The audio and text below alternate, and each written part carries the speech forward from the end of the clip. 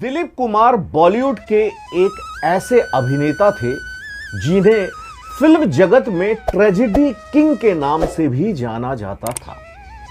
Film ज्वार भाटा से अपने करियर की शुरुआत करने वाले दिलीप साहब ने कई सुपरहिट फिल्में दी हैं।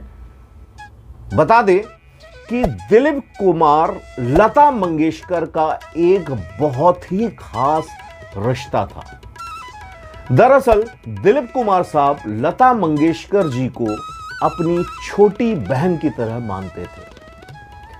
लता दीदी ने भी दिलीप कुमार को राखी बांधती थी, लेकिन एक समय ऐसा आया जब इन दोनों ने एक दूसरे से बातचीत करना पूरी तरह से बंद कर दिया था और 13 साल तक एक दूसरे से ये दोनों बात नहीं किए। एक्चुअली एक्टर्स या सिंगर जो क्रिएटिव आदमी बहुत सेंसिटिव होता है, तो छोटी छोटी चीजें उनके दिल को चुभ जाती है। ऐसी ही एक घटना है। लता मंगेशकर और दिलीप कुमार ने लगभग 13 साल तक एक दूसरे से बात नहीं की और ये सिलसिला लगभग 1970 तक चला।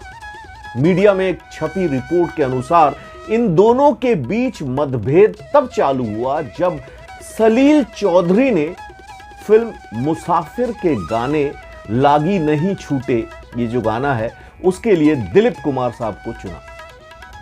हालांकि इस बात की खबर लता मंगेशकर जी को नहीं थी कि दिलीप कुमार साहब उनके साथ गाना गाने वाले हैं। दरअसल जब लता मंगेशकर जी को यह पता चला कि फिल्म में उनके साथ दिलीप साहब गाना गाने वाले हैं, तो इस बात को लेकर सोच में पड़ गई कि क्या दिलीप कुमार साहब गाना गा पाएंगे। लागी छूटे ना, ये वाला गाना जो है, लागी छूटे ना को सलील चौधरी जी ने कंपोज किया था और इसी के साथ दिलीप कुमार साहब ने भी इस गाने के लिए सितार के साथ धुन मिलाकर गाने का पूरा रियाज भी करते थे। ये वाला गाना दिलीप कुमार साहब ने गाने का रियाज तो खूब किया, लेकिन जब इस गाने को रिकॉर्ड करने की बारी आई तो वो थोड़ा घबराने लगे। दरअसल दिलीप कुमार साहब की ये घबराहट लता दीदी को देखकर थी, क्योंकि वे काफी अच्छी गायिका है। दिलीप कुमार साहब की घबराहट को दूर करने के लिए सलील चौधरी जी ने उन्हें ब्रांडी पिला दी। और एक बात बता दें कि इस गाने को सलील चौधरी ने ही कंपोज किया था। ब्रांडी पीने के बाद दिलीप कुमार साहब ने लता जी के साथ गाना तो गाया, लेकिन रिकॉर्डिंग के दौरान उनकी आवाज लता जी की आवाज के आगे काफी कमजोर लगी। लता मंगेशकर जी ने रिकॉर्डिंग में अपना पूरा योगदान दिया, क्योंकि वो बहुत अच्छी सिंगर थी और हमेशा वो प्रैक्टिस में रहा करती थी। और इस रिकॉर्डिंग के बाद से ही दिलीप कुमार साहब और लता जी के बीच में ये मतभेद शुरू हो गया, जो कि काफी लंबे समय तक चला। 1970 में जब इनके बीच में मनमुटाव खत्म हुआ तो लता मंगेशकर जी ने एक बार फिर से दिलीप कुमार साहब को राखी बांधी। और ये क्यों हुआ था, हम सुनते हैं। दिलीप कुमार साहब और लता जी के बीच बातचीत तब बंद हुआ जब दिलीप कुमार साहब ने लता जी को देखकर टिप्पणी करते हुए कहा था कि मराठियों की उर्दू बिल्कुल दाल चावल की तरह होती है। तो ये बात लता जी को कुछ ऐसी चुभी कि उन्होंने न केवल सिर्फ दिलीप कुमार साहब से बोलचाल बंद कर दी, बल्कि उर्दू तक प्रॉपर तरीके से सीखना शुरू कर दिया।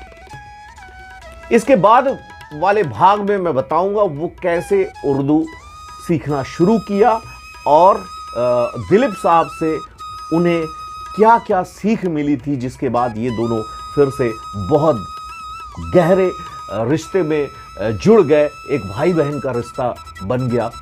अगले भाग में हम बताएंगे। तो आज के लिए इतना ही। Thank you so much. मेरे चैनल को सब्सक्राइब कीजिए और बेल आइकन को दबाइए।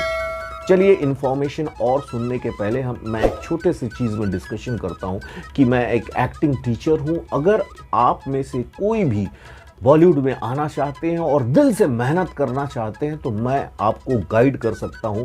एक्टिंग को सिखाने के साथ साथ जो जितने भी कास्टिंग और जो भी यहाँ के कॉन्टैक्ट्स है वो सारे कुछ मैं आपको दूंगा, जिससे आपको भटकने की ज़रूरत नहीं पड़ेगी। बस आप अपने प्रैक्टिस में ध्यान रखिए। उसके बाद अगर आपका ऑडिशंस जहाँ जहाँ मैं कॉन्टैक्ट दूंगा वहाँ पर जाता है तो डेफिनेटली आपके परफॉर्मेंस के हिसाब से आपको बॉलीवुड में आने का एक मौका मिल सकता है। तो मुझे संपर्क कीजिए और मेरे वेबसाइट देखिए और फ़ोन नंबर में जो मैं दूंगा डिस्क्रिप्शन में, उसमें आप पहले व्हाट्सएप कीजिए अपने डिटेल के साथ।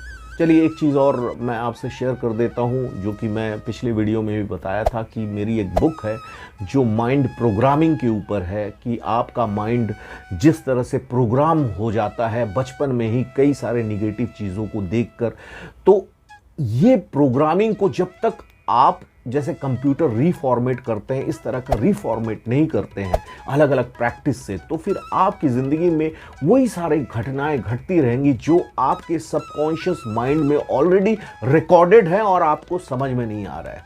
तो 120 टॉपिक्स मैंने इस बुक में समझाया है, बताया है, शेयर किया है, मेरे एक्सपीरियंस शेयर किया है, जो कि आपको अमेज़न में मिल जाएगा और मैं उसका लिंक डिस्क्रिप्शन में दे दूंगा।